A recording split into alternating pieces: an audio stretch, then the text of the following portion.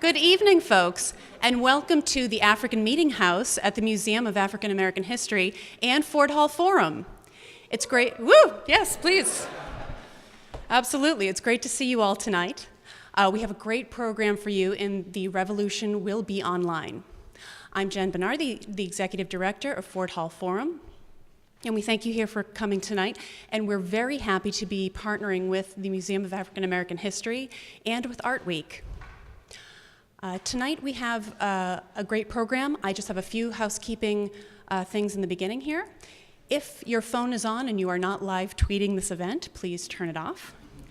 But before you do, just know that when it comes to our question and answer period, I'm happy to take tweets from the audience if you don't feel like getting up and walking to the microphone. If you do feel like getting up and walking to the microphone to ask a question, please speak directly into it. That way we can all hear you, and our video camera can get you on camera. By speaking into the microphone, you are giving us permission to record you. I'm sorry, I have just one more announcement. We would like to thank all of our sponsors, especially the Lowell Institute, who is our greatest supporter. And we especially thank our members. If you haven't become a member of the Ford Hall Forum, please do so before you leave. There's information downstairs at the registration table. And with that, I'd like to hand the microphone over to the Executive Director of the Museum of African American History.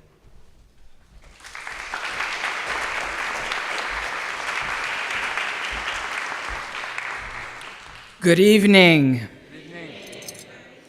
I'm Beverly Morgan Welch, the Executive Director of the Museum of African American History, and it is my pleasure to welcome you to the African Meeting House. It is our honor and privilege to host this Ford Hall Forum. It is fitting that this conversation should take place in this, the oldest extant Black church building in America, and the first public gathering place for the Black community constructed by the Free Black community and Black artisans in 1806. Imagine the bold vision to create a hallowed space as a visible sign of a community constructing freedom. In this gathering place for freedom, audacious arguments for abolition, erudite expository essays on education, and reflections on the new republic and more were offered to an activist audience that required a place to come together to share and perform their revolutionary acts. But at its beginnings and throughout its life, it was also a space to meet the educational, organizational, cultural, activist, entrepreneurial, and political needs of the community. It was the nexus of the abolitionist movement where liberator editor William Lloyd Garrison and other apostles of abolition like Frederick Douglass and Maria Stewart, the first American woman to speak before men and women, lifted their voices for justice here. Meetings, speeches, tracts, broadsides, pamphlets, newspapers, narratives, and books and other publications were the primary means of conducting their revolutionary campaigns.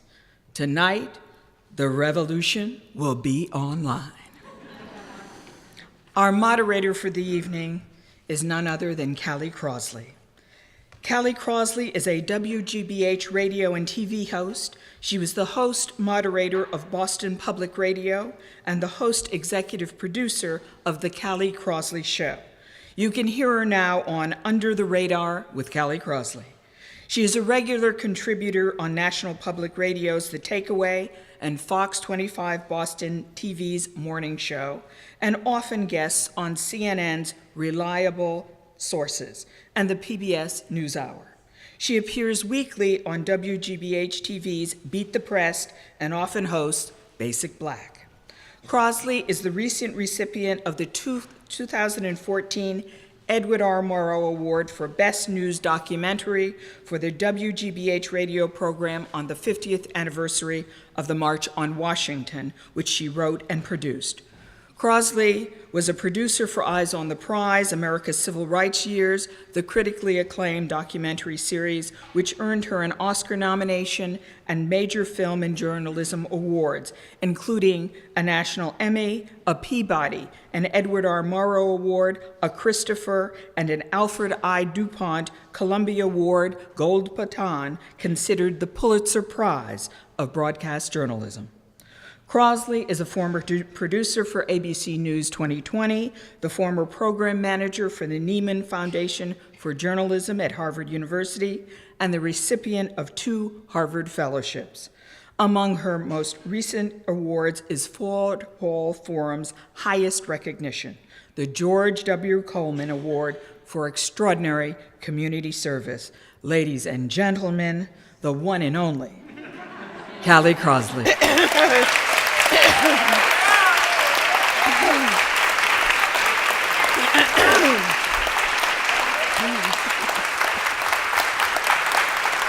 Thank you. Thank you, Beverly Morgan Welch. She's so shy. Before I introduce our great guests, I want to, you know me, I got to put the context out here, the historical context, because we're talking about the revolution being online, looking at the legacy of the 1964 Civil Rights Act. So I know there are some of you in this room, excuse me, don't raise your hand, who don't know why that's important. So I'm going to tell you. Okay? The 1964 Civil Rights Act is considered one of the most single comprehensively important bills ever passed in this country.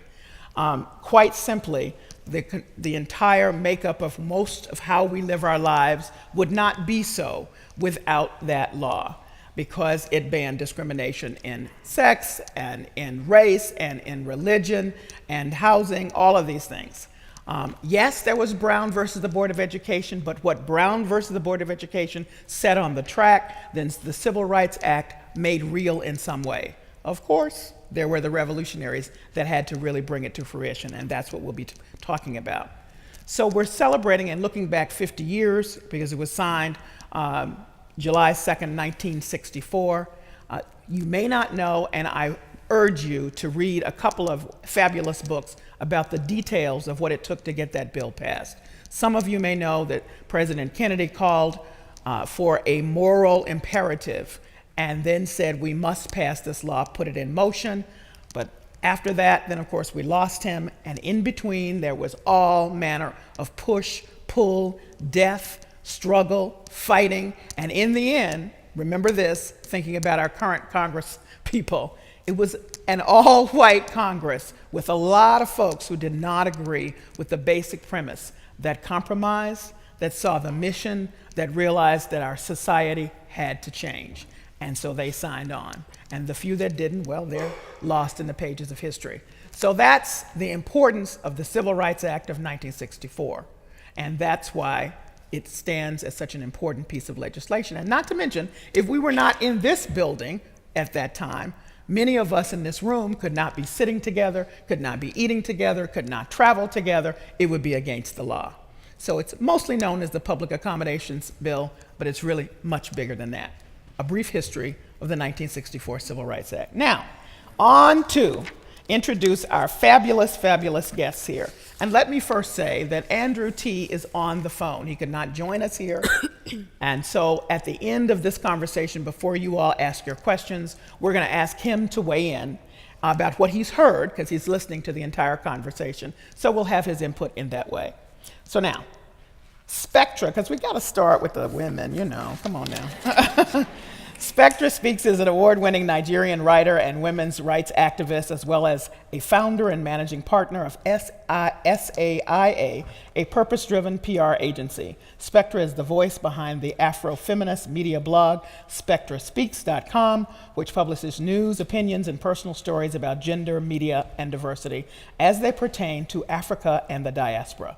In addition, she is the founder and executive editor of Queer Women of Color Media Wire, a media advocacy and publishing organization that amplifies the voices of lesbian, bisexual, and transgender women of color, diaspora, and other racial ethnic minorities around the world.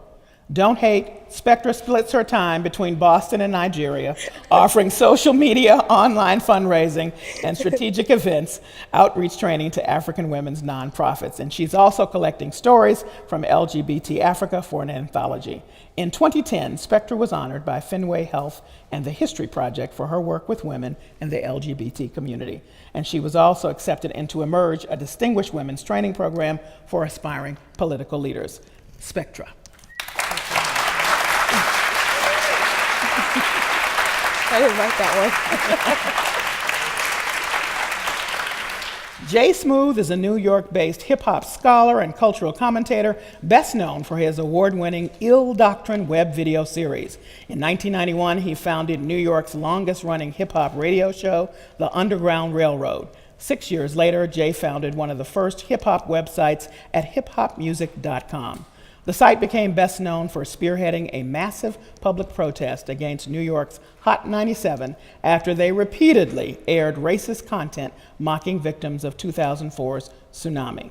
Most recently, Jay Smooth has won widespread acclaim for his commentaries on politics and culture at illdoctrine.com. The site has been featured by NPR, Current TV, and MSNBC, where Rachel Maddow hailed him as a genius. That matters. Ill Doctrine videos, including how to tell someone they sound racist, have become part of the curriculum in many schools and universities. And Jay is also the video and multimedia producer at Race Forward, the Center for Race Justice Innovation. Jay Smooth.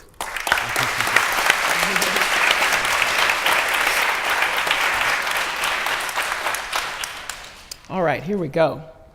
So I understand, and I want to appreciate that the two of you are not the voice of a generation, but voices of a generation as you represent your individual and collective takes on the post-civil rights generation as a group.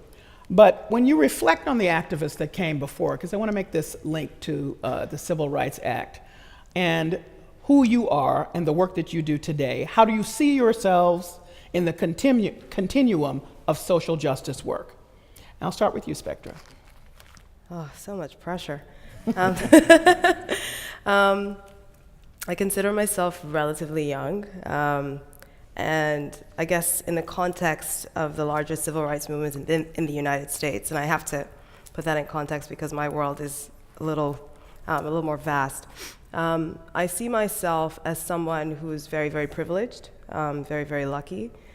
Even as a Nigerian, being able to come to this country, access education, be afforded the opportunities to advance in my career, speak out, use social media, raise hell on Twitter, I definitely attribute to the work of civil rights activists in this country. And given my time between here and the African continent, just directly from my own personal experience and with the activists that I know on the continent, there's so much of the United States history and civil rights history, particularly the African American people, that has been very, very inspiring to community organizers and movements happening on the continent. As an example, just being in South Africa 2 years ago, I spent about 4 to 5 months there. I was really blown away by how much of Black pride emulated hip hop in this country. And it's because, as I sort of interrogated to my friends who was there, I was like, well, why do you guys have to dress like from New York? And why do you have to do all that? It's because they were just like, we don't really have, beyond obviously Zulu and like our traditional native, we don't really have examples of Black people that have been able to claim pride and empowerment and power in the way that the African American community in the United States. In the context of the civil rights movement, I consider myself very, very privileged, and I have a responsibility to continue to uphold that, not just from a very monolithic Black experience, but from an experience of an African being in this country, as an immigrant being in this country. As a woman of color, I think that my work needs to continue to give people all across the world something to be proud of. All right. Jay Smooth? I mean, I'm tremendously humbled, especially to be in such a historic space with you all. I actually watched a couple of episodes of Eyes on the Prize as I was riding the bus here. Oh, good. Today. You need to finish. Yeah. I grew up on it. Believe me, I was revisiting. But I mean, I'm tremendously humbled by just looking back and rereading the history of the Civil Rights Act. all of the tremendous work that paved the way for us to be here. I mean, I think there's sort of a prideful resistance for people our age and younger to really acknowledging the tremendous change that has taken place. We want to be able to say we go through things too, which we certainly do. But I mean, I worked for an organization named StoryCorps that collects oral histories and helped to start a project named the Griot Initiative that was specifically collecting African American stories. And we spent 6 weeks in Atlanta specifically seeking out people who worked in the civil rights movement, went around down south with Hosea Williams, and hearing that firsthand testimony of what it was like growing up in the 40s, 50s, 60s, that everyday reality of living under Jim Crow is something that no one my age or younger could ever really grasp. And the tremendous work and sacrifice that went into us not living through just that everyday universal negation of our humanity, which is certainly not to discount all of the threats and inequities that we still face, but there was so much sacrifice and hard work and strategy and compromise that went into us being able to be here today that I'm always humbled by that and want to do the work to safeguard all of those gains that were made for us. I mean, we're in a landscape now where the Chief Justice believes equal protection under the law has an expiration date, apparently. They're trying to chip away at our vote, trying to find we can't have a poll tax, but maybe there can be a gratuity. We could say tipping is encouraged. Maybe that'll work. I mean, they're trying to find every way to chip away at it, and there's so much hard work to do when the explicit legal barriers are taken away. There's still so much entrenched systemic inequity that takes hard work to even parse out how to identify and communicate about, much less find solutions for, that I try to remember all the work that came for us to be here as I look for those next steps. Let me pick up that piece about prideful resistance. Real talk here, because the civil rights generation and all those victories, such as they were, can feel like it's a hulking shadow over folks in your generation. I have heard that many times on college campuses where I speak, like, okay, already, yeah, got it. Not saying I'm disrespectful, but we have something to say too, we're dealing with that. Do you think that's the reason why maybe your voices find an easier place to be in a different sphere, that you took to online, you went to digital to make that the space by which you would sort of take a claim, if you will, about how you begin to deal with issues of race and gender?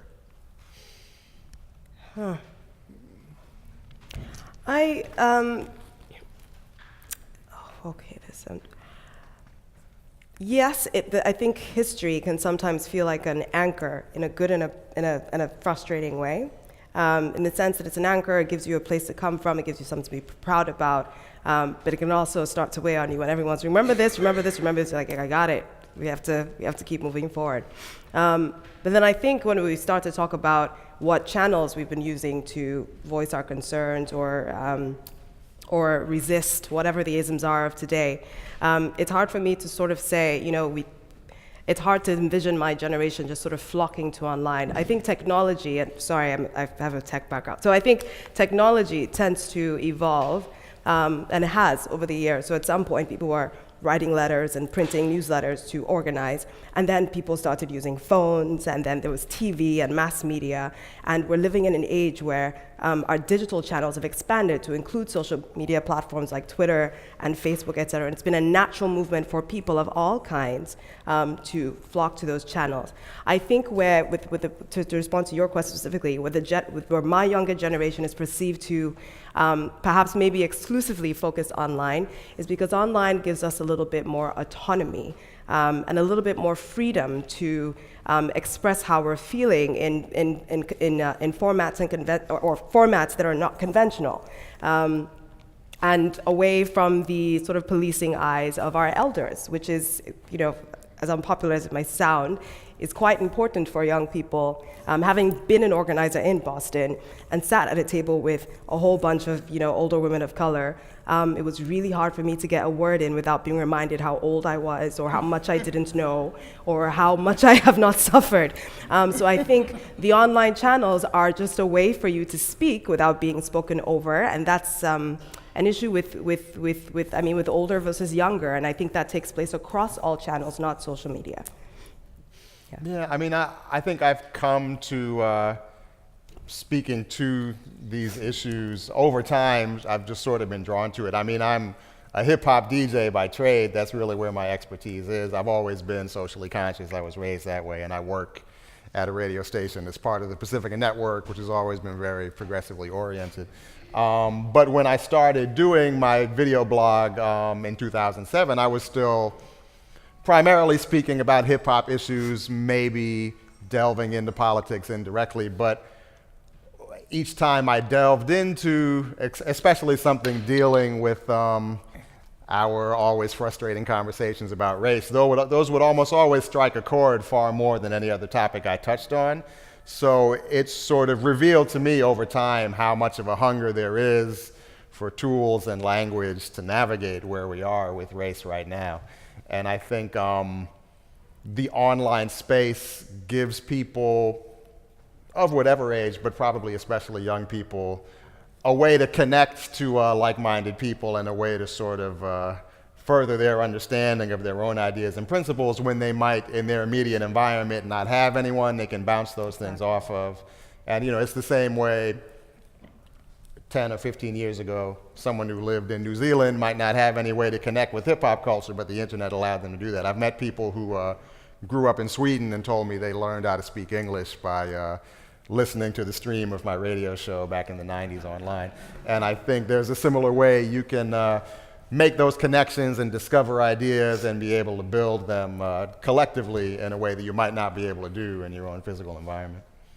Now, what's interesting is that a lot of young people, at least I hear, and I have been in many vigorous conversations, say, that race thing, the way that you all have carried it, and I'm not even in the you all category there directing, we don't see race. We're about colorblind, we move forward, you're carrying that, and you keep bringing it up, and we can't move forward. I mean, I hear this over and over and over again. So here are you two, in your own spaces, expressing something different and finding, and I also find, to your point, Jay, that people want to talk about it. I just came from a college campus, and no matter what class I was visiting, everybody wanted to talk about Ferguson. I don't care what the subject was. Mm-hmm. So there is a hunger to speak about it, but yet there's a very strong pushback and an expression that it's not like it used to be. I mean, it really, really isn't. And I don't know how to read that. How do you read it, Spectra? I don't know those people. Okay, well then. Well, we solved that. I think it's, we are living in the age of globalization. There's more interracial dating, more interracial marriages, more mixed race people, people of color moving into communities that were predominantly, white and upper class. And I just think we've got a lot more mobilization across communities. Back in the day, it might have been a little bit more siloed and compartmentalized. And so I think. So what's up with the race denial piece? So I think the race denial piece, I'm not wealthy denial piece, there's a lot of denial pieces going on. I think the denial pieces are people saying the world is changed, and let's acknowledge and talk about the way the world has changed in a more nuanced way that is not perceivably polarizing or putting one group here and one group here. For instance, and I can speak about myself as a Nigerian who went to school here, I'd walk into when I first got to school, I was in boarding school, I walked into the dining hall and I was on the track team, so I naturally gravitated to the table where my track mates were. There was a bunch of different people on there. And then after a couple of lunches, a couple of weeks, one day, a black student walks over to me, it's like, hey, what's your name? They're like, you should come sit with us. And I was like, oh, sure, sometime. And it would go on and on and on, and I didn't have any problem sitting at the table. It just hadn't come up. The one day, somebody came and sat next to me, and it was like an intervention. There was like 2 or 3, and came and sat next to me, and they were like, listen, why don't you ever come sit at our table? And I was like, because I don't know you. And it was my first experience with race in this country, being aware that I was seen as black. And I had never been raised, of course, I'm black. I was raised in Nigeria, and I was always Igbo or something else. And what I was relating to at the table where I was sitting, people were doing track, there were other international students, and that was the way we bonded. Now, the other students just saw another black student. So I think that kind of complexity in this day and age, where people are from different places, we have different relationships with the world and race and ethnicity, to have sort of an older generation speaking about race in a way that's black versus white, or this or this, is a little restrictive. And I think not to excuse those people, because I don't agree that we shouldn't see race, but I think that people are responding to that and saying we need to have conversations in a little bit more of a nuanced way. A new kind of conversation, Yeah. Jay. And do you think you're leading that kind of conversation? I wouldn't presume to say I'm leading anything, and it's hard to answer because, like Spectra, I hear tell of these people who think that way, but I'm never voluntarily exposed to them. But I mean, I have anecdotally, I've heard, and there was a study, I think done by MTV, was it, that tracked where millennials are at with issues of race. Jamel Bowie did a piece about it in Slate, I think named "Why Don't Millennials Understand Racism?" I think was the title of the piece. And it showed that they're committed in principle, in a general sense, to being egalitarian and having equal rights for everyone, but they don't believe that race or racism is still an issue, and you're only stirring up trouble by raising the issue. And a key element of that article, I thought, was that the data also showed that most of those people also grew up in households where race was not openly discussed, or racism and race issues. And I think that's perhaps we're seeing the long-term byproduct of that commitment to being colorblindness, that sense that being over race means never having to talk about race or racism again. Which I think takes you to a place where when we're stuck in this good person, bad person binary understanding of racism, where bad people are racist and good people would never be racist, rather than we're all subject to developing implicit bias, we're all part of systems that have entrenched inequities. It's difficult for us to have conversations that acknowledge those things because we see any conversation about racism as a referendum on whether I'm a good or a bad person, because of that simplistic binary that we use to look at all race issues. I wish you would expand on this. Jay has a video that he did, 2001? Not that old, 2008. Okay, I couldn't remember. That's my favorite. And he really, I thought, in a very simple way, helps people to answer that, but he's a good person. Please explain that, and just articulate a little bit more about where you were going there. Yeah, I mean, it's a pattern, and I made the video during the 2008 election when there was, of course, a lot of race-based discussion. And whenever anyone would suggest that, for example, when Bill Clinton made some sort of odd statements about Jesse Jackson at that time, when people would, no matter how diplomatically you suggested maybe something was a little off about that statement, the conversation would immediately get derailed into, well, I don't think Bill Clinton is a racist. I think he is a good person, which makes it impossible to have a conversation with any specificity or precision, because everything gets expanded into, are you saying I'm a bad person, I'm a good person? And I think that's the roadblock and the trap that we tend to get caught in with almost any discussion of race on any macro or micro level, is until we sort of reframe how we think of being a good person, that being good as a practice that we maintain and be mindful of, instead of this immutable characteristic that we've earned, and by critiquing me, you're saying I haven't earned that status of being exempt from criticism. Like if we can let go of that sort of mind trap. I think we'd be able to have a more constructive conversation. So the difference is between what he said and who he is. You're right, a what you said or what you did conversation as opposed to a what you are conversation. Exactly. So Spectra, I was interested because in leading up to this discussion, you wrote a few thoughts about why you thought the revolution was going to be online. I thought I'd share it here and get you to extrapolate. As we discuss whether or not we think the revolution will be online, says Spectra, it's important that we don't forget that media is more than just a channel. Media is a battleground in and of itself, one which not everyone has the privilege to fight within. So will the revolution be online? Oh, I think it has to be. The revolution should be wherever we need to defend ourselves with all manner of armor and weaponry. So I thought you might extrapolate or expand on that rather. Well, we often talk about, and I've been in many conversations where we talk about online channels, social media, in the context of young people and why they're using it, etc.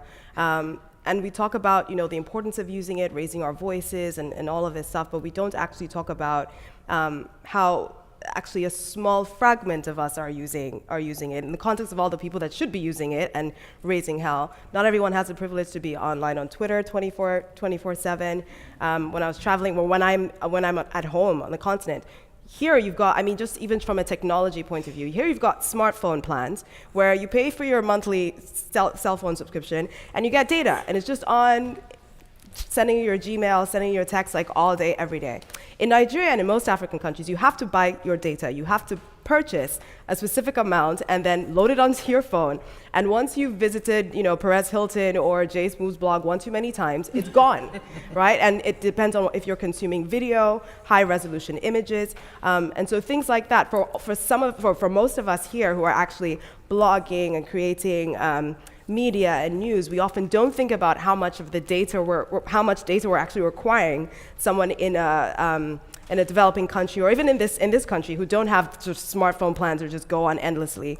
We don't think about how much we are asking them to spend in order to access the media that we are creating and sort of perpetuating as free. And so I think about just sort of the class structures that govern who gets to create media, who gets to access it, and how often. Most of the forums or discourse that I've experienced and participated in that talk about online media as this powerful tool for influence and for resistance, don't talk about how much work goes into actually building a platform from yourself and using it to be able to create that kind of influence that actually matters. It takes a lot of time, it takes a lot of money, and if you're living in a place like the United States where you're not aware of how much money it is because of the technological advances with your smartphones and the internet, etc., it just completely goes over your head. And so for sort of marginalized communities who don't have access to that kind of technological infrastructure, they don't have the same kind of stepping stones to that platform to then create influence in their communities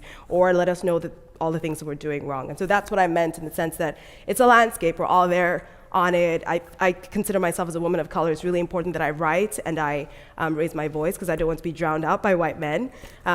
But not everyone has the opportunity to do so. And so I think it's really, really important to talk about it as a channel, but also as a field and as a platform that we need to create more access to for more people. So how can the revolution be online if there are all these marginalized communities, and if what I heard you say, and maybe I mistook what you said, was that most of the revolutionaries would therefore be privileged because they have access. Did I misread what you said? No. Okay. No. Okay. All right. Okay. And I don't think, I mean to say that these days, I mean when you say revolutionary and privilege, it doesn't go hand in hand for some people. But I think that's just the truth. I think that's just the age that we're living in. It's not always the case. You've got to be privileged to be a revolutionary. But I do think we need to interrogate the question: who is on TV? Who is on radio? It's not just social media. I think there have always been marginalized people left out of TV. TV today is very, very, is skewed very male, is skewed very white, skewed very Western, and there are still people not on there. But we've been saying the revolution will not be televised or will be on TV for a really long time.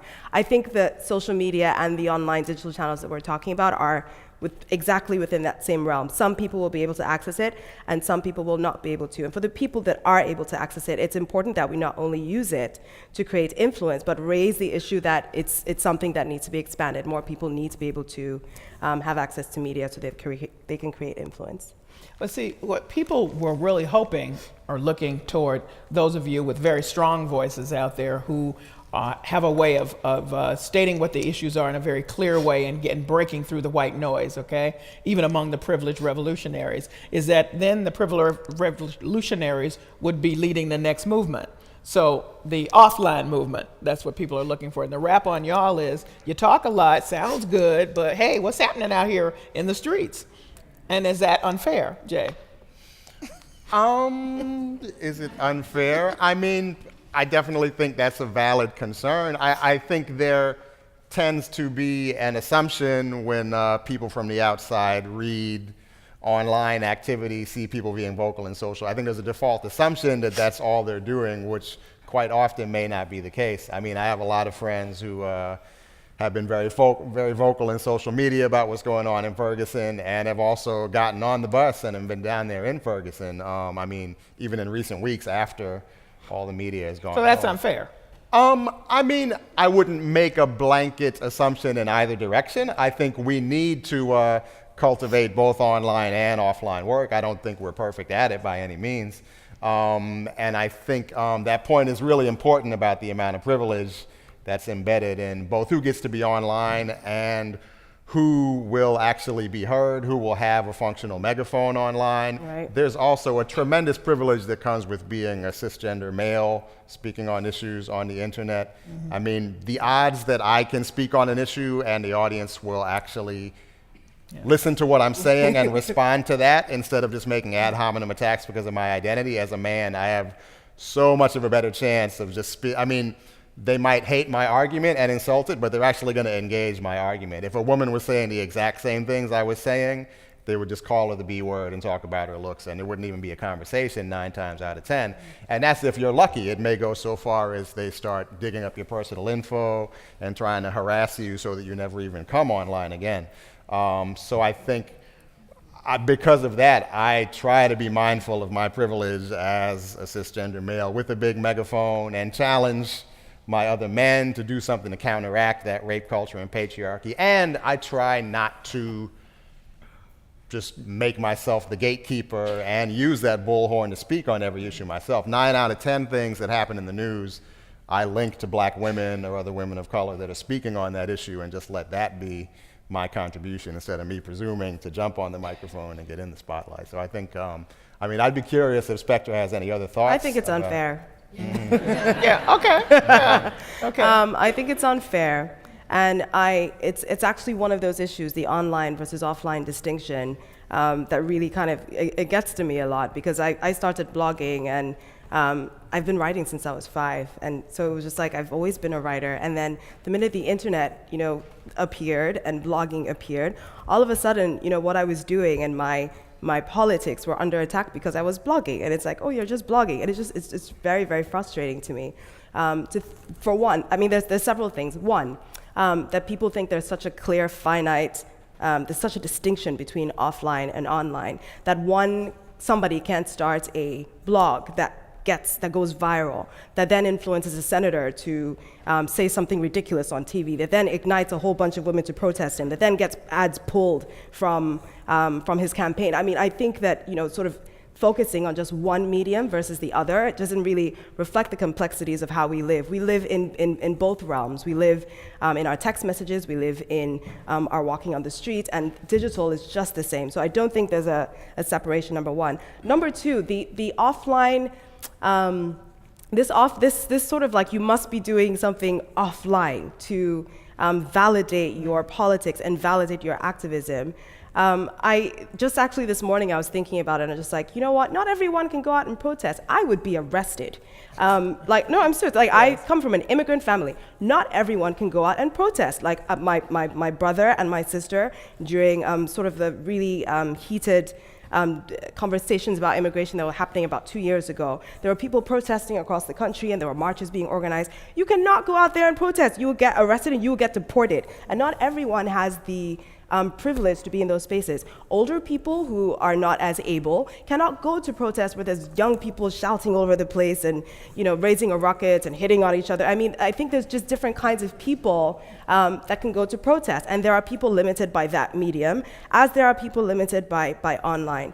And so I think creating this hierarchy of activism where online is here and offline is here doesn't really make sense given the just how complex and how different people can engage with different mediums. For people with disabilities, online is such a powerful tool for them. They cannot go, not all of them can go out and protest. And I say protest over because that's the one that is constantly tooted at me when I talk about the importance of blogging or tweeting or TV or whatnot. So I think that the paradigm, that separation between online and offline is very harmful. It invalidates people's contributions to a movement. I think everyone should pick a position. You can be a writer. You can be someone who's all about the law and legislation. You could be a parent. Somebody needs to care for the kids who are angry. You could be a whole bunch of things. And I think people should pick their position, and we shouldn't invalidate the position they've picked based on some really archaic, in my opinion, idea of some hierarchy of activism. So I think it's unfair. All right. Yeah, I think, I mean, there's an assumption that the internet is this sort of siloed alternate reality that's distinct from the material world, but it's not. It's a part of the real world that we live in now. And it's a place where people communicate and exchange ideas and contribute to the environment ideas we all live in. I mean, I think if James Baldwin had been born 40, 50 years later, he may well have been a blogger, and his contributions would have been just as real and profound. It just would have been in digital form instead of on text. I definitely wanted to give you all a chance to answer that because or that's Kindle. the criticism. Jennifer is up there to weigh in. I just wanted to let folks know, Callie, when she's ready, is going to open up the microphone for questions, and our speakers will be happy to answer you. We still have Mr. Andrew T. on the phone, and right now he is penning a missive to me, and I will be reading his comments on the conversation so far. If you don't feel like getting out of your seat, you are welcome to tweet your question to me, and I will read that as well. We are at Ford Hall Forum, or you can just write #FHF. So, as people come to the microphone, I wanted to get you to weigh in this way because Ferguson is such a powerful event happening in our lives, and I wondered through where you sit with all of the complex issues that are raised by what's happening there. Is this a moment or a movement? I think that remains to be seen. That was such a diplomatic answer. You must be running for office.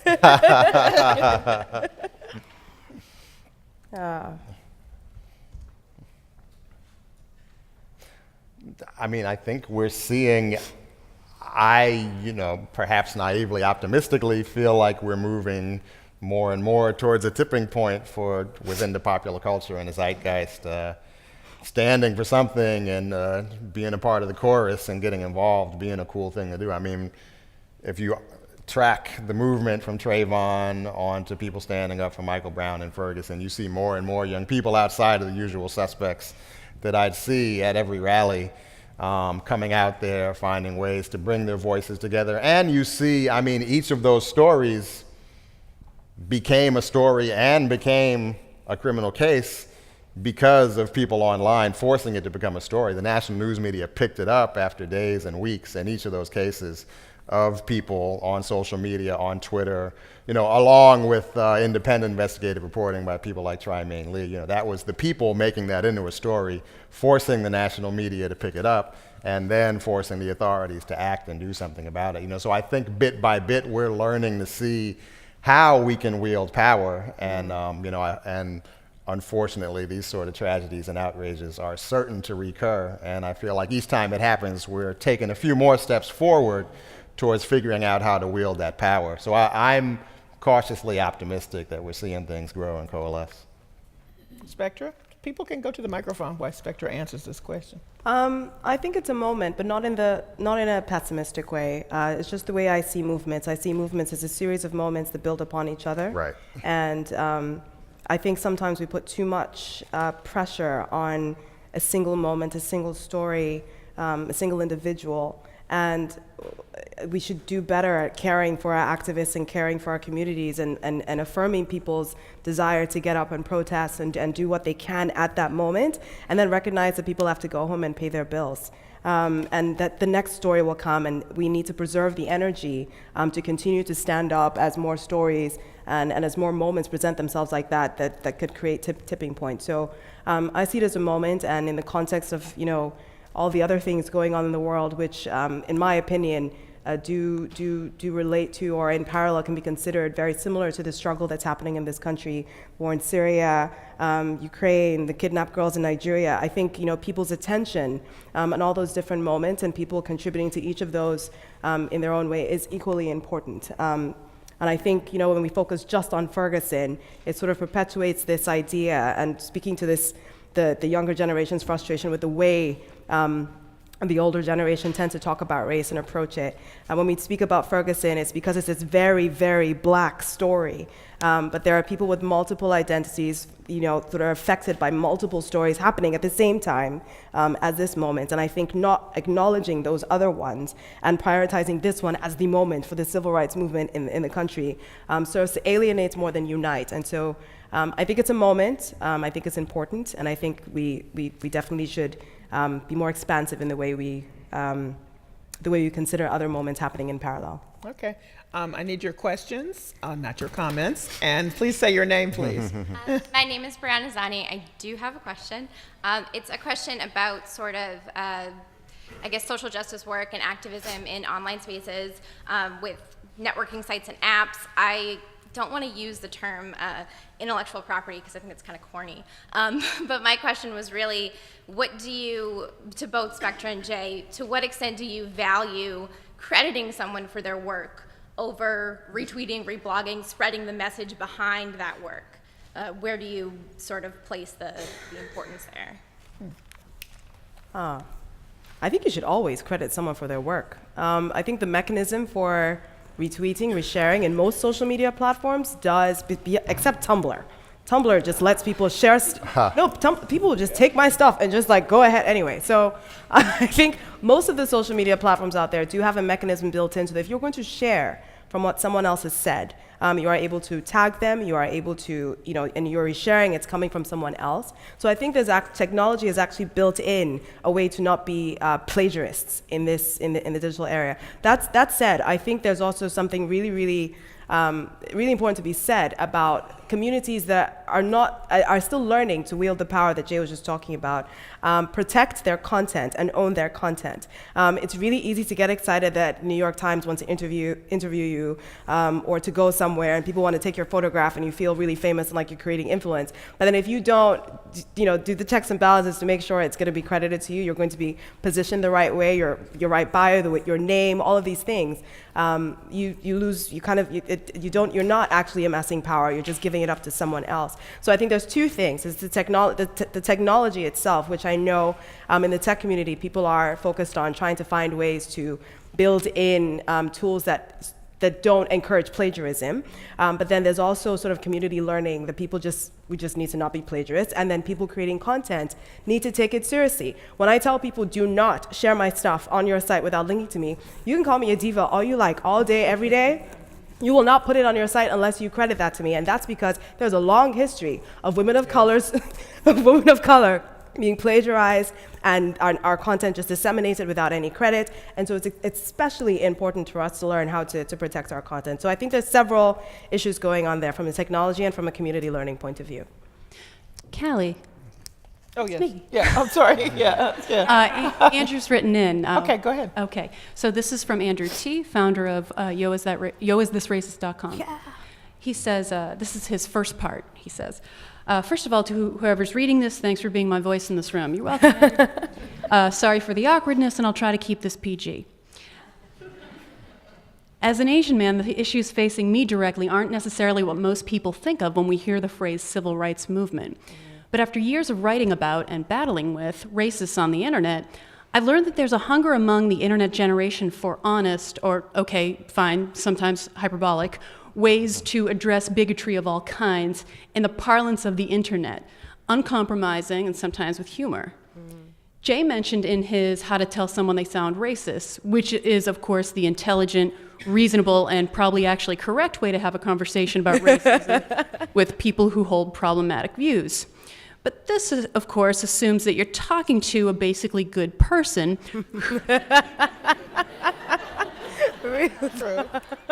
True. Did I tell you I've been following his blog for 4 years? Yeah. That's great. Yeah, this assumes you've been talking to a basically good person who's arguing in good faith, i.e., and this is all in all capitals, not anonymous people on the internet. That's right.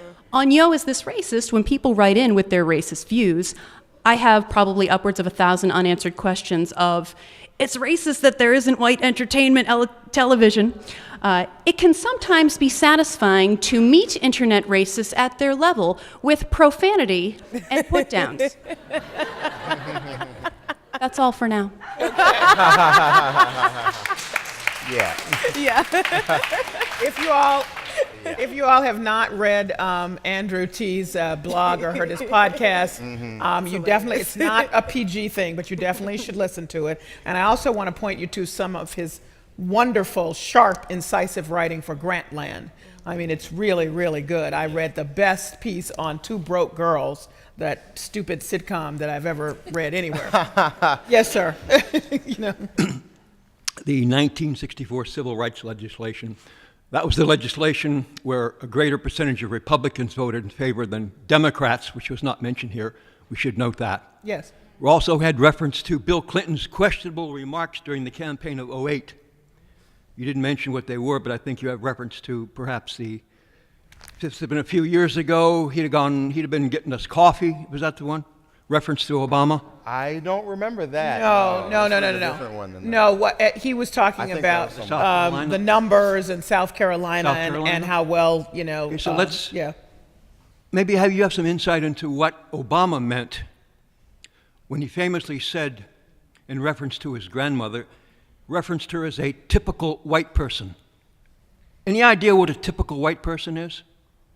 I think he was saying that, like most white people in this country, they tend to grow up with certain blind spots when it comes to race issues, and that we need to be empathetic and compassionate about that and try to find common ground instead of, as he said, I forget, I would no more abandon her than I would abandon. I forget the other part of the analogy. Exactly. What is a typical black person? I think within the frame of what Obama was talking about, I think a typical black person by necessity has to be more aware of the sort of racial issues he was discussing, because as the person who's on the less privileged end that suffers that oppression, you don't have the privilege of being able to ignore it. So You think you're if usually Romney more had aware of referenced those a things. typical Okay. black person, I think This is your last a question. great hoo-ha that was not evident when Obama All right, was that's, remarked. sir, I think you've had your questions, and let me just say that both of those statements were made in context. Right. Yes, go ahead. Hello. So I had a question about trends for media. My question is, I feel like not every voice is equally heard, and that some voices are able to compound and be heard more than others. And I wondered, as social media experts, if you had any insight into what trends, and as someone who is interested perhaps in being a social media revolutionary, how they can get their voice heard. And what's your name? Sasha. Okay.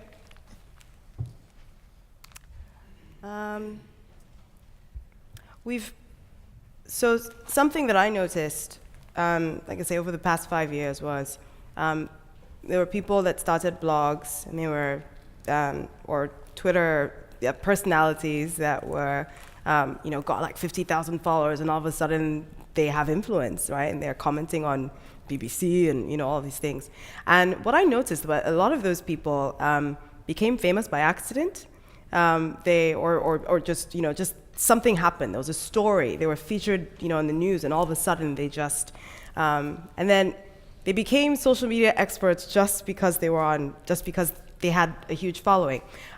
If you think about TV, for instance, like an anchor or someone who's a reporter just doesn't become an expert in their field by accident. There's work and there's practice and there's discipline.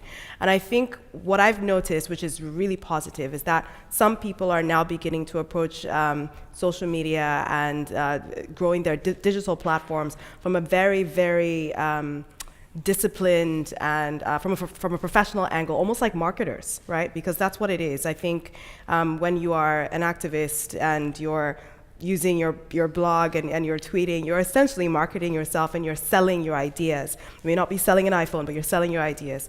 And there is an art and there's a science to it. And I see more people actually trying to learn about it. You know, social media is relatively young, but now it's getting to the point where people are being paid salaries to be, you know, social media. When I first started doing it, they were like, what? They got an intern to do, you know, little things. But now they take it seriously as a field. And so with the growing of the field, I see it as a huge opportunity for activists. It's in fact one of my favorite things and what gets me out of bed every day, that there is a platform out there in the world that is accessible to some degree, that you can teach people who have really good ideas and who have the heart and the passion to change the world to use, and that it's not rocket science, it's not actually that difficult, you just need the discipline to do it. So I see that, and I see lots of more resources coming out from the public sector and from development and from social justice movements, trying to train activists to use it in a way that is more effective. So I think that's good, and that's available to someone like you. Thank you. Thank you. Good answer. Next. Hi, my name is Diana. So, since thankfully Andrew wrote in, I guess, and said his piece. Spend a lot of time on Tumblr. There's a very large culture of calling out people for being, you know, horrible people, and, you know, sort of pretty much a lot of screaming at people on the internet. And saying, you know, we don't care about, you know, your random white person opinions, like this is our thing, you know, just a lot of things like that. And then you have people who are much more nuanced, much more calm, like calm is kind of a loaded term in this context, but much more sort of willing to be even-handed and, you know, patient and, you know, take people step by step through things. How do you think those two things kind of work together, like this kind of yelling at people on the internet and swearing at them and being nice and, you know, saying this is why you're not a bad person, even though what you said was really stupid? I mean, I think there's a need for both of those approaches. I mean, I think what Andrew said is important, that the approach I advocate in my video, How to Tell Someone They Sound Racist, can be the most constructive if you're in the right context where there's a receptive audience to it. And I would say, even if you're not able to persuade your antagonist, it makes your position clear for other people that are watching, which is important to keep in mind because every conversation online creates a persistent document. So you want to be as clear as you can for third parties that are going to come and see it 2 years from now that might be persuaded, even if the troll that you're yelling at doesn't understand. But I do also think it's important to keep in mind that screaming is legitimate sometimes. Sometimes you need to yell at people. Sometimes you need the catharsis and the boundary setting of just telling somebody off. And it doesn't matter whether you understand why I'm saying this, but I cannot tolerate this behavior from you right now, and I need you to stop. So I think there's a need, both online and in your personal spaces, to sometimes have that sort of boundary setting engagement. And when there's a space for it and when you have the strength for it, you can try and have that more diplomatic boundary setting engagement too. But you know, I think you don't need to try to force yourself to be prostrate and diplomatic. You know, you need to pick your battles and see when you're up to it. And I want to point out that Andrew's blog, for those who haven't listened to him or read him, is called Yo, Is This Racist? And so people write him in with questions to say, Is this racist? And he says, yes, you stupid whatever, or no. The answer is always yes, pretty much. You know? So he's in his realm. I mean, he set up the situation, so if you're going to ask him something dumb, he may have to yell at you. Mm-hmm. While answering the question. Yeah. All right. Okay. Callie, I've got a quick comment from Andrew and then a quick Twitter question. Andrew says, regarding the social media revolutionary questions, one addendum to Spectra is that it does help to be true to your ideas more than obsess on the platform over the message. Yep. And from Twitter, our buddy Sammy says, can we talk about trolls? Okay. Let's talk about I mean, I think that maybe you all could address this, and why don't you come up, sir, just really quickly.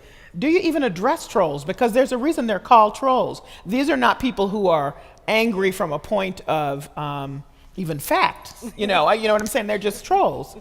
Right. I mean, well, it's difficult to give a simple answer because, first of all, troll has come to mean a number of different things. Traditionally, for an internet purist, a troll is someone who is saying things they don't really believe just for the goal of riling someone up and engendering the spectacle of making someone angry. So they're actually neutral about the issue at hand, but they just want to elicit some kind of outrage. Yeah. They want to set a fire. But it's also come to be used for people like, for example, the sort of men's rights activists who go after feminists online, particularly in the video gaming world right now. This is happening a lot. They're called trolls, but they do actually passionately believe in silencing these voices who are critiquing misogyny in video game culture, and will take it so far as to harassing and chasing you to all of your personal spaces, putting your home address online. So when it's that sort of militant, imperialistic, hyper-aggressive troll, the old maxim about don't feed the trolls, I don't think is always sufficient. There needs to be some kind of stepping up and fighting back, making it clear for whatever space you share what norms we want to establish. So I think you have to go case by case. Some trolls, it's safe to just ignore, but some you need to do something. Okay. Yes, sir. Hi, my name is John. First of all, I'd like to thank you for your post that you did a while ago on Little Hater. Oh, thank you. That got me out of my shell and actually got me online. Mm-hmm. Wow. So I really appreciate that. Oh, thank you. My question, though, is, one of the reasons I became active in thinking about racism within my immediate community is I woke up one day after Trayvon Martin and realized I have a black son, and that was heavy. And I tried a lot of my life to ignore that fact, but there he was staring back at me, and it's only a few more years before I had to have that talk with him.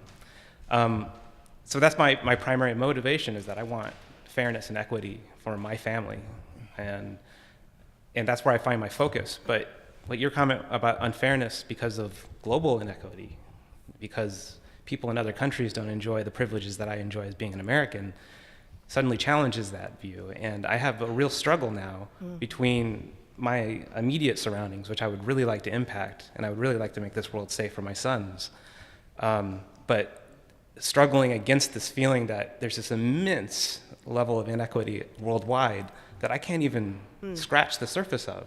I have to ask you for your question. My question is, how do you deal with that? How do you go from the microcosm of your immediate world to, as you do, talking so broadly, how do you find a balance where you can actually make a difference?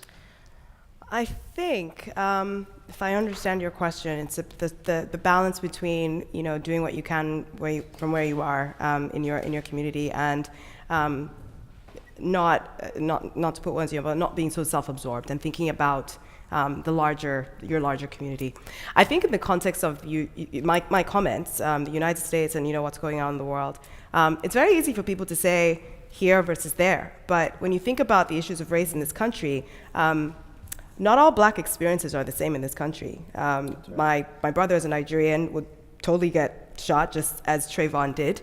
But he'd also be deported if he went to protest. So I think that there's multiple issues in this country and an intersection of issues in this country that isn't always acknowledged and is not always considered. I think when we approach social justice from a very single issue point of view, so race, being a black man, it is very easy to create these very, very separate, compartmentalized, siloed movements, and they harm because then people have to choose which story I support, where I'm going to go. Now, we can't all be everywhere at the same time. I, right now, was supposed to be at an award show for a composer, a composer who just wrote the first civil rights anthem for the LGBT community, and he's a black gay composer. I was supposed to introduce him.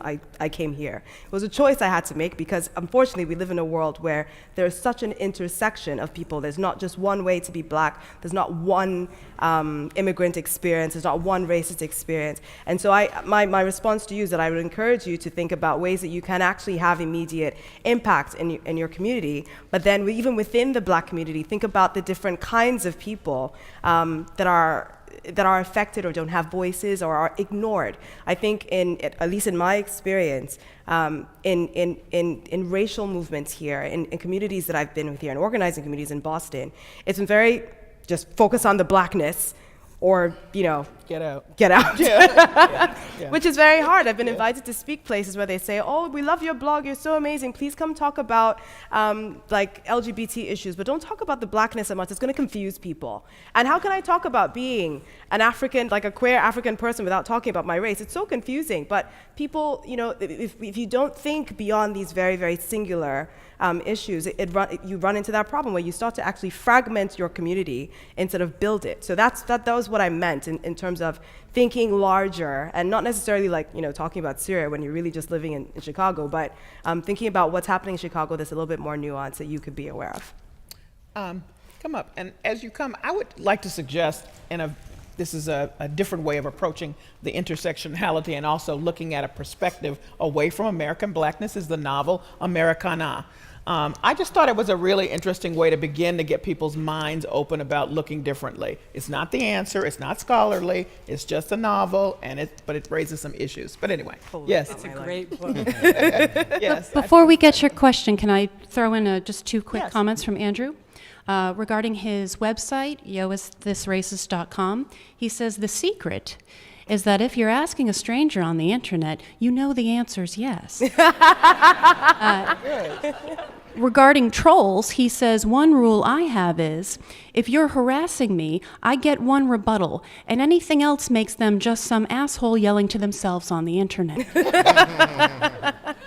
Sorry to interrupt. Oh, that was good. Thank you, Andrew.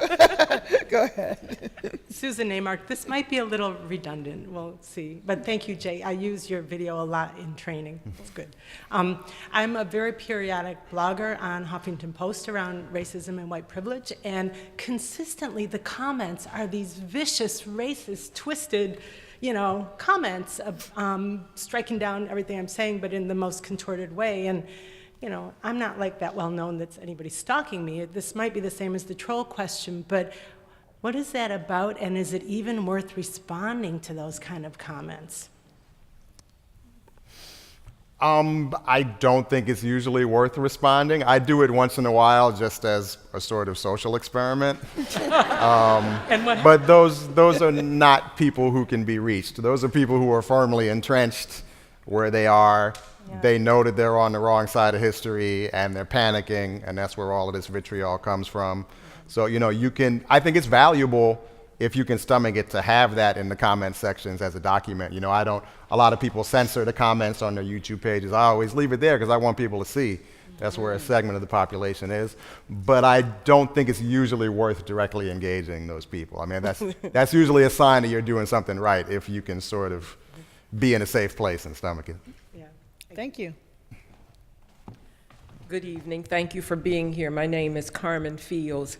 I was wondering, with the note that voting percentages among young people and millennials is abysmally low, to what extent do you feel responsibility or effort to advocate for active citizenship among your peers in general and people of color in particular?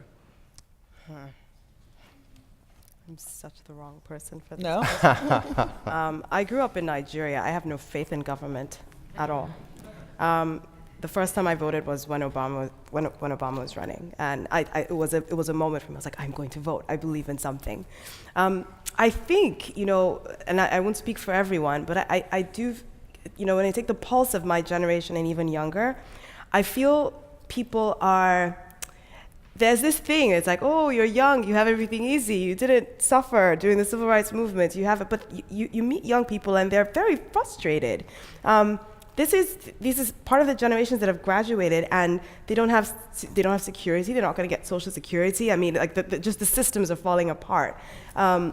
So they're graduating into a world, and some of them may not even go to college, but some of them are just coming of age in a world where a lot of the sort of systems that their parents had in place are just not there. And so they look at the world and see all this infrastructure around them, and so much hullabaloo about infrastructure, so much, about politics and this senator and that senator, and they don't see how it's actually impacting their lives. And I think what I would, credit the Obama campaign were doing was they tried to break it down. They had great communications. They tried to break down, what this particular bill or what this particular platform meant for you in your real life. I think so much of political discourse is very, very up here, and it's so far away from people and their real lives that it's hard for you to look at a senator and see what he's talking about and just be like, how is this going to help me go to college or pay my bills or raise a family? It's just really, really hard to make that connection unless you've been in the habit of following politics for a really, really long time. And I don't think my generation has, for the reason that they've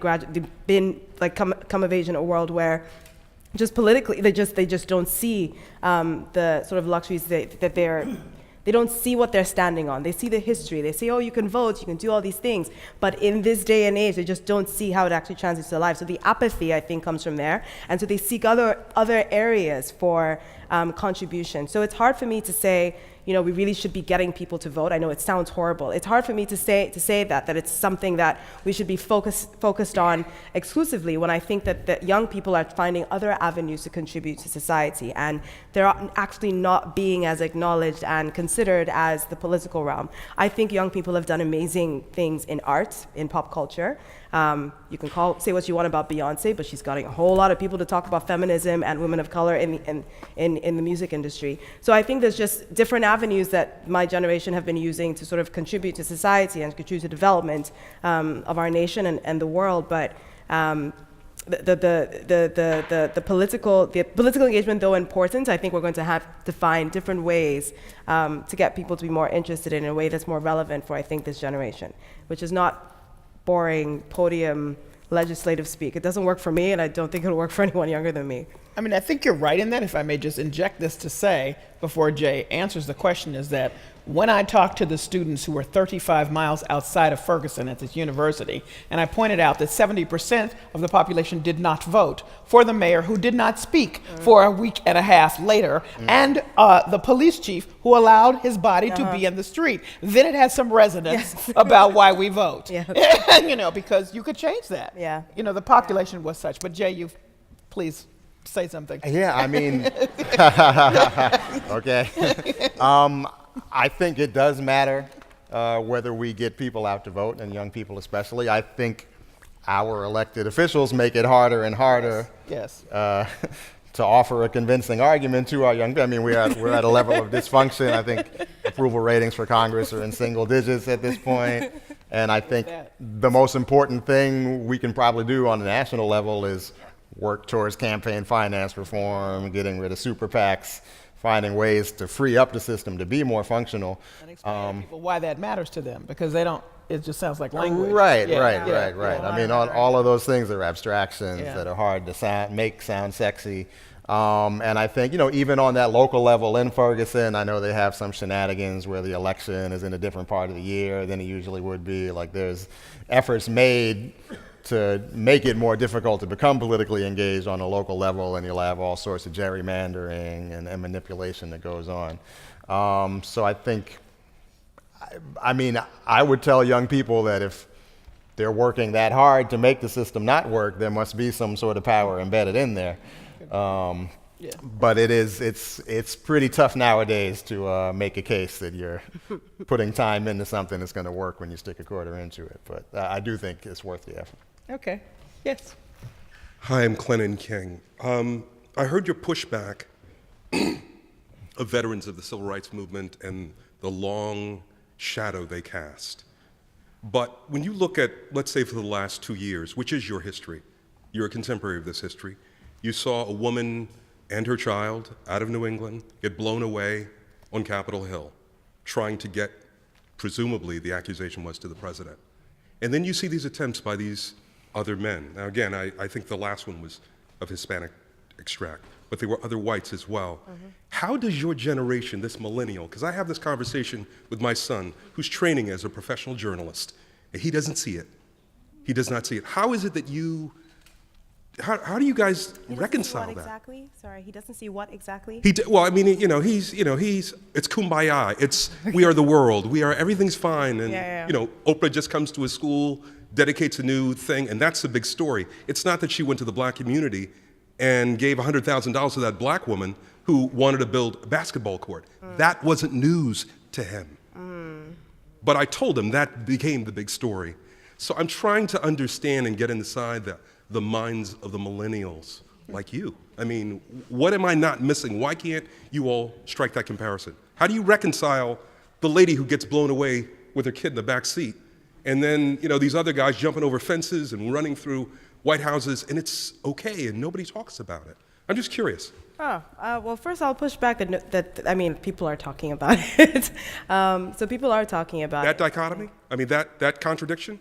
I think there's a number of people wrestling with just a bunch of contradictions we're living with in the world. In fact, I think the millennial experience is that you are living in a world of contradictions, where you are, all these people sacrificed so much and died for you to go to school, and yet we're having conversations about whether affirmative action is valid or not. We're having conversations about whether people see race or not. When our president, people can see in Boston, this racist cartoon just came out last week. Was it last week? No, or yesterday. Yesterday. Well, yesterday. I'm trying to push it behind my head. So we are very aware that the world is very, very complicated, and I think maybe sort of the apathy that you're perceiving is maybe not apathy, but it's almost as a shutdown. It's like it's a lot. And people pick the one or two issues that they're going to care about. I'll speak for myself, I can't speak for everyone else, that I do care about the world. I do care that black women go missing and nobody cares. I care that my brother can't walk down a street, or he'll be in the wrong neighborhood and he could be shot for no reason. My brother was almost actually kind of kicked out of his school. He was wearing his school sweatshirt at Union College in upstate New York, and the cops pulled him over and were like, "What are you doing here?" Because he was just one of the few black students on this campus. I am very aware of the way race works in this country today. But I think what maybe sets my generation apart from the ones that have come is that we also try to look to the future, because it's very, very demoralizing to just get sucked into all the ways things are wrong. And so we say, sure, okay, there's a lot of crap going on in the world, but on the upside, there's globalization. We are able to connect with cultures different from our own. We're able to connect with people having similar. Ferguson's able to inspire protests happening in Hong Kong, and I think that's a credit to my generation of being able to advance the technologies that makes that happen. And so I think when people say, "Oh, why are you guys not caring?" It's not that we're not caring; they're just not focused on the stuff that we are actually caring about and trying to move forward.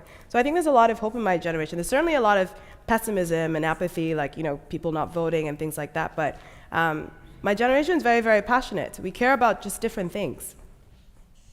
Yeah. Callie, we have a tweeted question. Yes. Our friend Stuart asks, where does hope come from for the speakers? Oh, good question. Yeah. Did you all hear that? Where does hope come from for Spectra and for Jay? You want to go Where first? does hope come from? Oh, Where does boy. hope come from?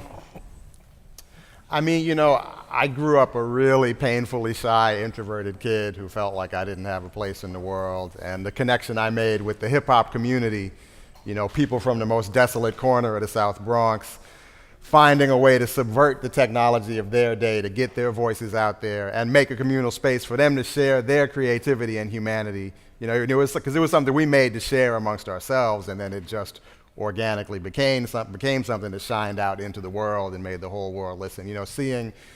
Seeing that sort of persistence and resilience of our humanity when we find ways to create space to sort of cultivate our shared humanity. I think this technology that we have nowadays, there's more and more capability. As much as it sort of alienates us from each other, we see each other as just a name on a screen, and it encourages us to be trolls. It's also opened more and more ways for us to see the humanity of someone in Nigeria, in Uzbekistan, all over the world, and I think we have a landscape that gives us that opportunity to be more and more in contact, with that humanity that connects us all. And I see in my work, just that someone mentioned the little hater video. That's a video that's gotten far less views than most videos I made. It's just about creative process and feeling blocked from expressing yourself.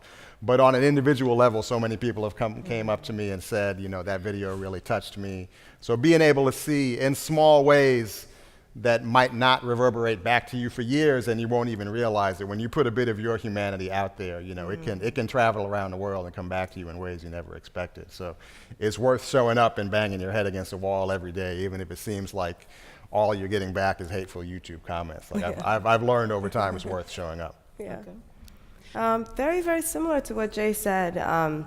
This ability for technology and the platforms we have these days to really connect us. It gets so much flack about the creating of the distance, and you're just, people are really unhappy in their real lives, but they're just posting about their new engagements online. I mean, there's so much criticism. But I've formed relationships from meeting people online that are closer than some of the ones that I've met in real life. In fact, a lot of people in real life piss me off a lot of the time. And that's because you usually you can't filter. You meet people just kind of, it's really organic, whereas online you have more control of your space. Who do I want to talk to? Why? And on your bio, your profile, you put it all out there, who exactly you are. So if they say hi, they know exactly who you are. So I think being able to connect with like-minded people has been a lifesaver for me. I usually mention this at the beginning of it, but I'm an attempted suicide survivor.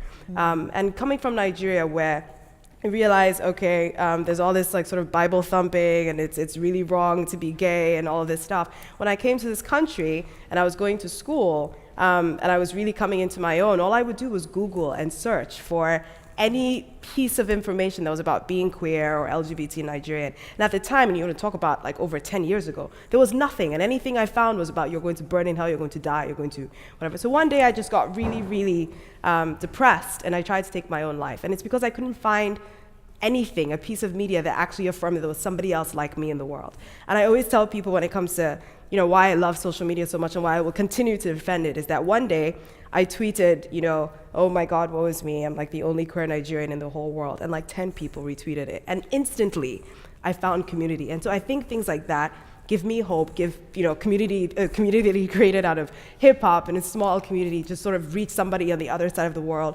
That is so powerful and so unique to this period, to this digital area, and that's what gives me hope, is that with all the disconnection and all the horrible things happening in the world, people are still finding ways to connect and create community to save themselves. Okay. Go. Callie, just so you know, it is just about 8 o'clock. All right, so here's what we're going to do. I need all of you to tell me your questions, because I know you have questions and not comments, and then I'm going to give it to them, and then they're going to go right through them. So your question is? It's a little long. No, well, we're going to shorten it up right now. Yes. Well, one of the reasons I felt that the Trayvon Martin case was so important was that it set a precedent in terms of what's justified before the eyes of the law. Mm-hmm. And I feel that this is particularly true. Do you guys think there's a correlation between what happened to Trayvon and the rise in prevalence of hate crimes, particularly among police killing unarmed civilians recently? And how important do you think it is that we bring this discussion to light? Because I don't think a lot of people are really talking about it. Okay, next. When the Civil Rights Act was being debated, there were 3 networks, and you got your news from Walter Cronkite or Huntley Brinkley. In this day and age, you get news feeds that only reinforce your own view, and you can just avoid everybody else's view and just be reinforced in your own view. I'd be curious about your comments. Okay, next. I'm going to read this because I can read it faster. So I work at Berklee College of Music, so I know a ton of artists who have a sense of social justice but know that lyrics or videos that perpetuate rape culture, etc., pay bills. So what advice or thoughts do you have about the role of music in social justice movements, be it hip-hop or funk or rock or competitions like Omar's? Any thoughts on what I should say to my students to help them make sense of the contradictions or to encourage them to stay the social justice course and reject the other? Okay, next. And my question is, in your work, if we think that people who are like-minded, it's a very small segment of the general population, and people who are trolls or haters are, realistically also relatively small, how do we get the 90% of other people to speak up? All right, very good. So the first one, relative to Trayvon Martin in that case there, do you think that that particularly with Trayvon Martin, that led to a rise and an increase in hate crimes and where we are today? And some hate expression. It seems widespread in ways, it feels really intense right now to me. Maybe it's just me, I don't know, you know? Okay. I mean, I think that has led to a ratcheting up and sort of a desire to circle the wagons, the same sort of thing we see with other officers wearing an I am Darren Wilson wristband.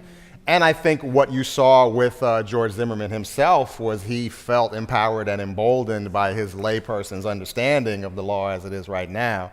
You know, he even if stand your ground didn't come up in the court case, he thought that he had it memorized in his head what he couldn't do, you know, and that was a part of his decision-making process when he went out there and did what he did today. So I definitely think we're in a landscape where people feel empowered and emboldened and also in some ways threatened and like they need to hold their square down. So yeah, I mean, it's hard to say just going off of anecdotal observation, but I wouldn't be surprised. Okay.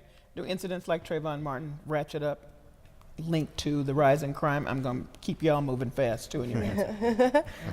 Yeah, I think that just with Zimmerman was given a platform, he created a debate by giving him a platform and the innocent and proven guilty. It emboldened a bunch of people who people could take sides, and I think that debate was fostered and continued. And I saw some really weird things going on in my newsfeed that I hadn't seen in a really long time because I think it was a national debate. Okay. Yeah. All right. When the Civil Rights Act was happening, or the discussion about it, there were 3 networks. You know, that was it. And now we have all of these various places to get information, yet people go to places that reinforce their own views. What do you think about that? People have always gone to places to reinforce their own views. Absolutely. There might have been limited channels back in the day, but I mean, just from a media psychologist's point of view, the research, that research that actually showed that people will watch shows or watch news that just reinforce, like you'll watch Maddo because you like her. I mean, because people have always done it on TV and they'll do it in digital. It's just another channel. Yeah, I think the biggest difference now is that process of confirmation bias takes place in the public square, where beforehand it was just in the private sphere, us speaking to each other. Yeah. Now there's so much. As he said, there's so many different sources in the media and so many spaces that we discuss things together online that I think it's the same thing. There's an assumption that dialogue has become so coarsened and so much more vulgar and hateful online, but I think in large part we're seeing how everyone yelled at their televisions for the last 50 or 60 years. Okay. All right. We were just shielded from it. Got it. Music, its impact and social justice movements. What do you think about that? How does she tell her students that this is a place to take their talents and focus there, as opposed to go in the commercial way where you're going to get paid? Well, it's quite a bit more difficult to get paid the commercial way nowadays with the way the music industry is now. Just like we were discussing, there used to be a very small, finite amount of record labels that basically dictated who would be popular and who would get tremendous amounts of exposure. It's been much more decentralized since then. So if you have a message that you want to get out there in your music that goes against whatever's the prevailing regressiveness, that may be going on in hip-hop, which is an important point, by the way, when we talk about how we build our own communities. As we go through that process, we need to be mindful of the blind spots we develop within our communities, because the spaces that we create in order to be a haven for the outsiders and outcasts, once we become empowered by them, we very easily create our own class of outsiders and outcasts within our circle. And we've seen hip-hop do that in obvious ways with misogyny and homophobia, just sort of absorbing and replicating the traits that we were providing a refuge from. But getting back to the question, I think it's easier than ever for you to go out there and find your own audience for whatever message and whatever sound you want to get. You can go on YouTube, you can go on social media and connect with your base, just like you can find your community like we were discussing. You can do that as an artist and subsist. You might not get rich, but you can subsist. All right. What does she tell her students about social justice, for using music in the service of social justice, and specifically, I can get it out, and what do you think about music's impact to serve social justice? I don't know a single activist or person that wakes up and doesn't listen to music to recharge and to refuel. And so I'm, as an artist myself, I'm really disappointed with how little I think we talk about the arts and the impact of music on our movements. And the second thing I'll say is I need music to be good. So I don't really want to listen to crappy production and crappy, like just because you're telling me about feminism. I'm not interested in a song about feminism that doesn't move me. And so, I mean, I mentioned my my friend who's accepting an award. He's a brilliant, genius composer. We'll listen to him for days. And his music also says something. And I think you, as a musician, if you want to say something, I think you need to decide, are you a musician? And if you're a musician, you should focus on your craft. And through your craft, you can say what you want to do. I think trying to package, I don't know, if you want to Macklemore, go ahead. But I mean, but I will not be forced to buy bad music just because it says some really cool stuff. All right. And finally, and a wonderful final question, I believe. You've both said that there are small spaces, even though the internet may seem large, where their trolls are really taking up a small space, and really other people that you would not consider trolls who are saying good things are taking up a fairly small space. And so how do you get to the 90%? I mean, I think if you're coming into it with that mindset, you're probably not going to reach anyone effectively. You need to figure out what you're passionate about and express it as clearly and compellingly as you can. And then whoever comes, and you learn from trial and error from what the reaction is, how you can try and build that. But I think, and you do have to you have to learn the media game, as Spectra said. You need to think about creepy corporate words like branding and optics and SEO. You need to learn how the game works. The media game is a game. But I think if you become entirely focused on how am I going to reach this demographic or that demographic, you're never going to make it down the road at all. I didn't hear his question that way. I heard his question meaning, how do we reach the 90% to spread the good word? That's how I read it. It's okay, because right now you might have 15% or 10%. I can't do math, but and he's trying to get to 90. That's how I heard it. So as you answer. Just to add on what Jay said, I think, you should, or actually what Andrew said, you need to know who you are and you need to be authentic. I think, or the feedback I get from people who read my blog or follow me is that we can always rely on you to be honest and complicated, and even if it's controversial, you'll always be honest about it. And I think people follow me for that. They follow me for my approach, not necessarily for the topics that I write about. Even within the panel description, it would say, okay, we were convening anti-racist bloggers. And I've never described myself as an anti-racist blogger. I write about media as a tool for social change. And that sort of galvanizes and gets so many different kinds of people to connect with me. 1 minute I could write about how racist Hollywood is and their casting choice of Nina Simone, and the next minute I'm sort of yelling at the black media for erasing Lupita Nyong'o's African identity when she won an Oscar.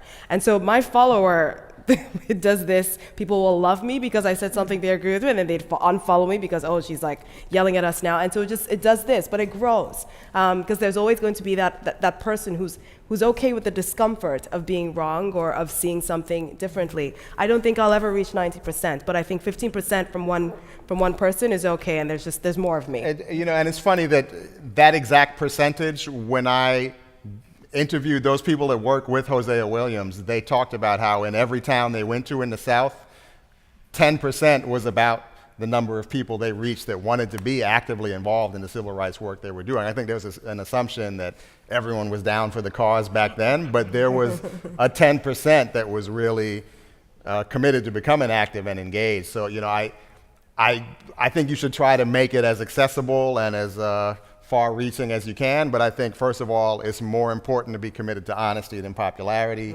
and I don't think you need to necessarily convert 90% of the people in order to make a difference. And Hosea Williams, for people who don't know, is a civil rights organizer of some note. He was standing in Reverend Martin Luther King's place when the civil rights organizers were attacked on the bridge at Selma. So I like to give a little history lesson at the end. Please, now you know that you must go to Spectra Speaks, you must go to Ill Doctrine, you must go to Yo, Is This Racist, to expand your vision of the revolution that is going on online. Please applause for our guests.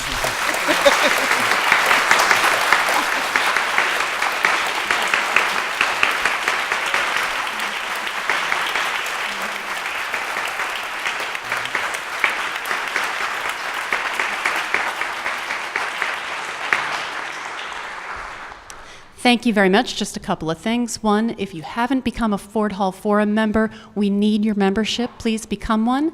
And two, if this is your first time at the African Meeting House at the Museum of African American History, don't make it your last. The Freedom Trail is nothing compared to the trail that they do. Keep coming back. Thank you.